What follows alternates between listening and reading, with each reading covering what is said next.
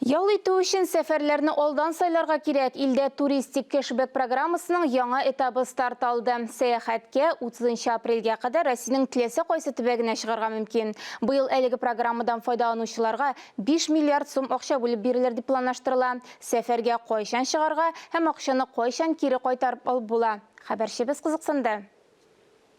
Сочида, Алтайда һәм Көньяк Уралда чаңгыда шуалар. Казан, Мәскәү, Санкт-Петербург, Калининград тарихы белән танышалар. Туристик кешбекнең беренче катнасы эчендә бу юнәлешләр популярлар рәтенә керде. Уңайлы, отышлы программаларга ихтыяҗ узган ел белән чагыштырганда 2 тапкыр арткан. Кешеләр ил буенча актив сәяхәт итә.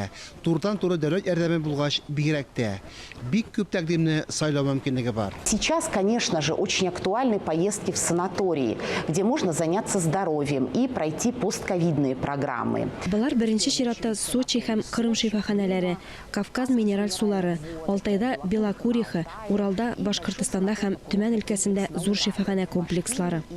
Акциядә катнашу шартлары элеккечә үк. Махсус программада теркәлергә сәфәр өчен МИР картасы белән түләргә кирәк.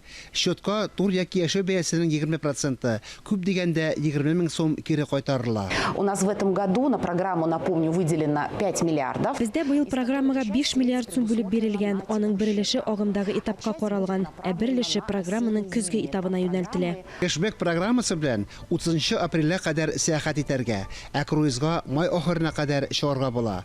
Туристлар программа эше белән шалтыратып таныша ала. Телефон номеры экранда күрсәтелгән. Фарис Мөхәммәтов, Валентина Васильева, Татарстан яңалыклары.